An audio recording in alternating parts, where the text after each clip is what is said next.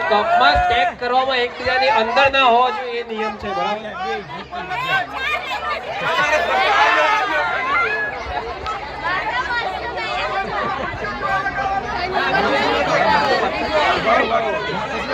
સમય પૂરો નહીં થયો ભાઈ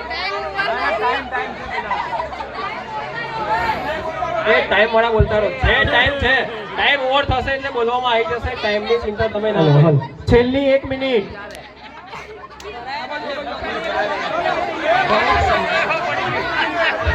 એક મુક્તા હોય પાછળ બીજો પડતો હોય એનું ધ્યાન રાખજો ભાઈ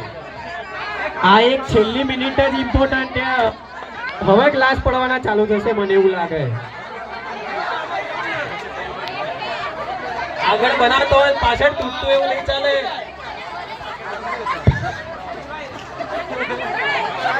કપ જોતા હોય સપ્લાય માંગી લેવો